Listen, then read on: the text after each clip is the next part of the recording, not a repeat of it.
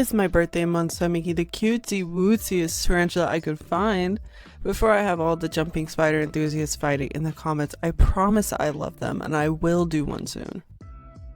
For now though, I'm making a pink toed tarantula, so I need 2 tinfoil balls for base and some stretch clay. I stretch it to make it even thinner after rolling it out, just to make sure that the clay isn't too thick, but for this one I made it thin because she's going to be double layered. The pink toed tarantula is very fluffy, so I needed the added assurance that when I started scraping up the clay, she wouldn't come apart and expose the tinfoil beneath. One of these days, I will take the plunge and venture out into actually using the right hair and texture and whatnot on my bugs, but today will not be that day. So I snip off the excess, as I tend to do, before smoothing it out. Then I do the same thing for the second one.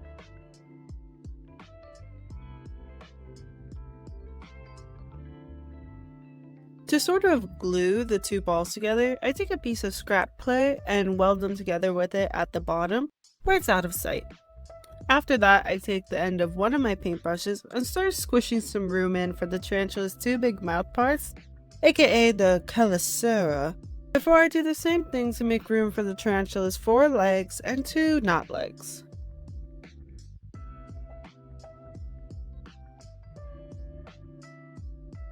Up next, I make 10 tarantula balls, and also bend the wire for the 4 legs and 2 knot legs, with the 2 knot legs being smaller. I've mentioned it in my last video that the balls are imperative for symmetry, but this time I'm keeping them like that for the vibes. Kind of like what I tried to do for my pink crab spider, but I won't be covering them up all the way this time. If you couldn't guess it, I'm using them as joints for the legs. So I position the wires, then move on to making the spinnerets, which, shocker, are the organs of a spider or tarantula that produce silk for them to spin their webs or for their weekly crochet circle. Now I'm making the indents, and I must let you know, as my darling audience, this was such an L. Not because it came out looking bad, but because it messed up my thought process. I put all this effort into making the indents and making these eyes which, by the way, end up asymmetrical and flat out wrong, just to end up covering them both. And I end up baking the spider without scraping it because I didn't want to cover the indents. Alas, from every Shakespearean tragedy comes an entoclay success. So I wasn't really pressed then, and I'm not pressed now, and at least the fangs came out pretty sick, so no complaints there. Now onto the legs, which I either spread out between 2 days or I did all in one go in a marathon fever dream. I actually cannot remember. I block out the knot legs first before making the balls for symmetry. Little did I know they would end up being too big, so I had to make a few more balls that were slightly smaller. For the knot legs, this tarantula has 3 joints, and for the legs she has 4 joints, including her toesies, so I had to account for that when making the size of the balls. But once I got to the sweet spot for ball sizing, she was good to go. So pretty and menacing. I love her already.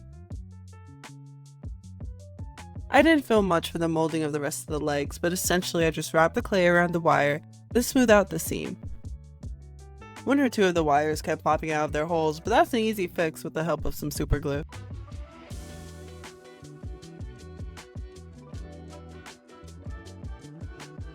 So now that we've finally gotten around to some of the scraping parts, I scraped the legs up in sec, baking them in between. I think the fluffiness makes her look less menacing than if her legs were smooth, but what do you guys think? Let me know in the comments. Funny enough, I tested out the ball size for the actual leg so that I wouldn't have to make the same mistake as I did for the knot leg. So I completed the sections for 1 leg, thought, yeah, that looks alright. Then made a million more balls under the impression that those 2 would look alright. But what do you know, the Junji Ito spirits whispered in my ear that they were all wrong and that I just had to make every single one of them slightly smaller. So that's what I did. Then after that, I made 8 more that were slightly smaller still and used those to make the toesies.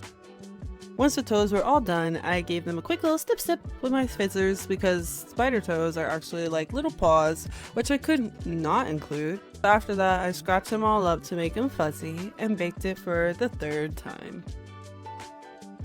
My sins have finally caught up with me, because I baked her about 20 times without scratching her.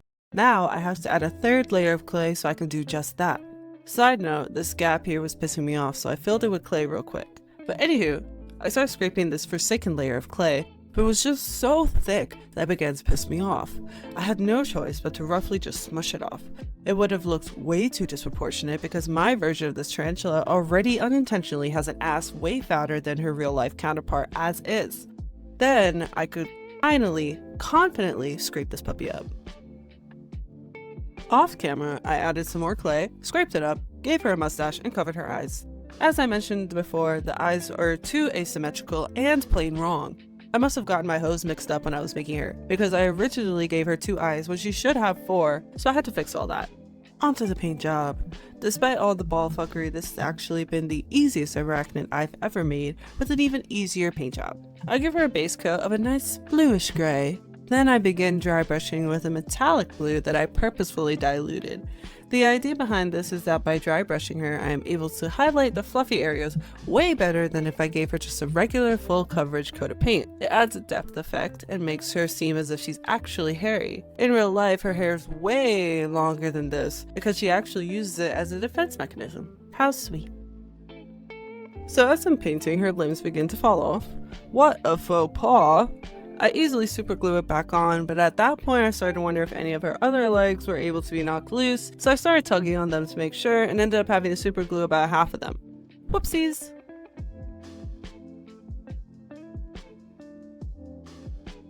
I took some less diluted metallic paint to start highlighting her high points as well as her seams, just to give some more depth and more contrast.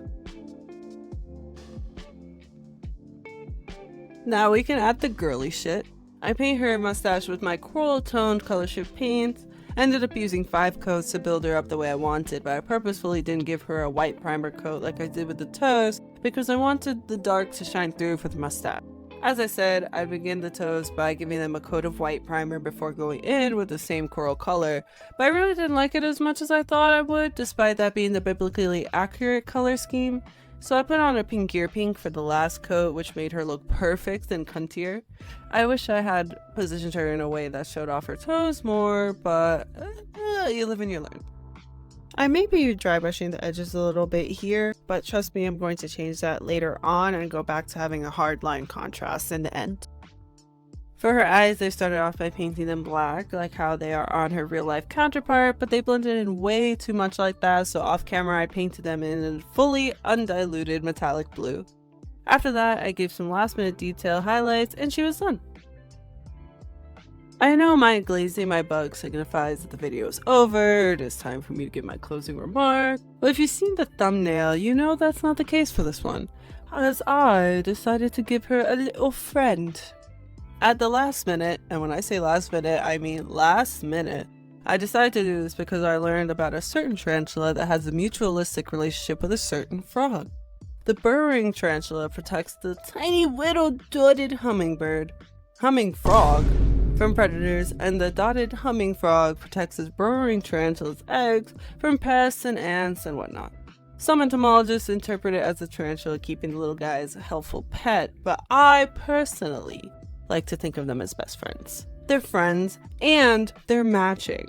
So I want to do that here with my own made up species of matching tiny frog. I hope you enjoy.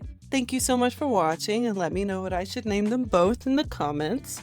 If you've made it this far, you may as well subscribe so that we can reach 1,000 subs together. Thank you again and see you for the next one. Bye!